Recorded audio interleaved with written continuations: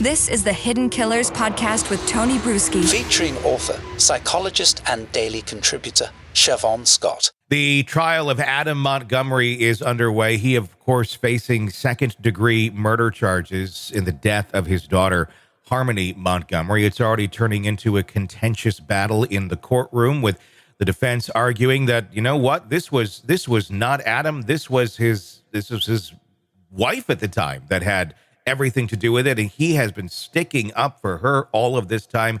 But he is guilty of falsifying physical evidence and abuse of a corpse. He has admitted guilt to that, simply not to the actual death of his daughter. Keep in mind, his former wife is not on trial here. It is Adam who is, in fact, on trial. But it's an interesting picture that's trying to be painted right now. Joining me, Siobhan Scott, psychotherapist and author. If you're a jurist on this one, you don't really have any credible witnesses to go on. One is saying this, one is saying that, and neither have any credibility whatsoever. How do you start to tackle this one and try to make heads or tails of anything? Yeah, I think you can look at typologies of people. Adam is a hardened career criminal, history of violence, history of murdering someone. All these years in prison. I believe it was 9 years in prison.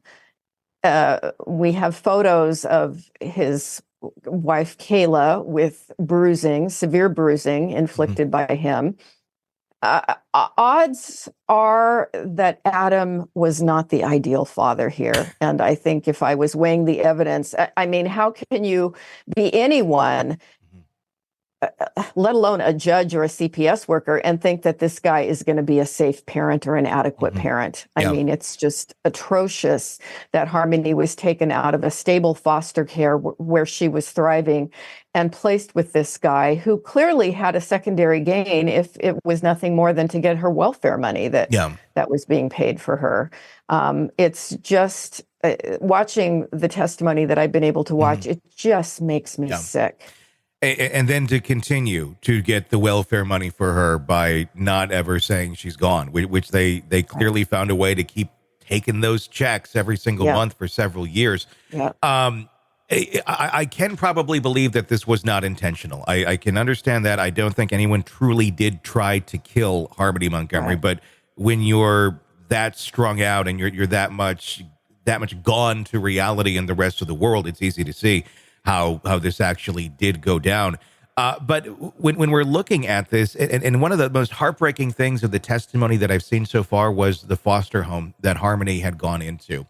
And it seems like a loving woman, one who, really did care about her, was taking her to her medical appointments, because Harmony did have some physical needs with her eyesight and such, and it was, in a good place. But then Mom suddenly, she's good again, and she goes to Mom. Then she's back to the foster home. This is a system that obviously needs a lot of retooling. I think this is like the ongoing theme every week with at least one of our stories. Why this has been going on forever? We have the same problems with the system that we've always had. At some point, do we have to look at irresponsible parents, addict parents and such, and say, look, you struck out at the beginning here. Your kids are in a good place over here. It's not healthy for them to keep bouncing back and forth between your addictness and a home that somebody actually does want to take care of them. Can't we just say game over to some of these parents earlier on?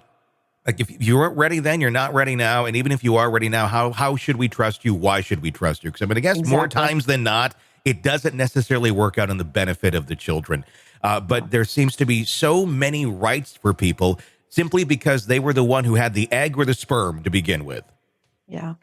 This is another, I've got all these areas I'm passionate about. This is another one I'm passionate about. And the problem is there was a poorly done study in the 1970s, right? We're going way back in time here, that indicated back in the 60s that children who were placed with biological parents did better than children that were in foster care. And again, there's so many variables here. The study has since been taken apart and criticized that it wasn't well done. It doesn't apply to current times. But the laws in the courts were adapted to support the biological parents. There is a bias legally for that. And this is one of the things that I think why CPS workers have the burnout they have, because legally they are forced to try to reunify the family. Reunification of the family is the first priority. And so they come up with all these plans and ways to get the parents in parenting classes, which don't work for these kind of folks. No. It does no good. And then they are directed by their agencies who answer to the law that you've got to try to keep getting these parents back with their families. And it's a nightmare. I used to take these cases, and I was, the therapist for the child at the time. So I saw a lot of kids in the 90s. And one of the things that burned me out was when I was involved in one of these cases. It was clear to me, having the mother come in, that this woman should never be alone with this child. He had been severely injured by her, and she did not have the capacity to parent. And I kept writing reports indicating this. Eventually, it was overruled. She got at least partial custody back, and then the child was killed.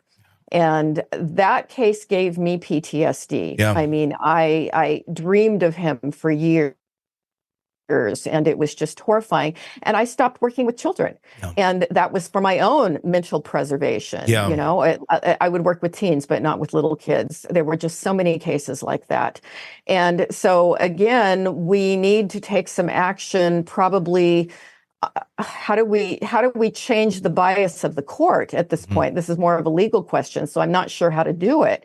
But we need to update here. Yeah. Things are not going well, and it's just nightmarish. Sick of the ads? We are too. Start listening with no commercials now and get access to all of our episodes in advance of everyone else. Become a True Crime Today Premium Plus subscriber on Apple Podcasts. Search True Crime Today Premium Plus on Apple Podcasts or go to our podcast page and sign up now. True Crime Today Premium Plus. Sign up now.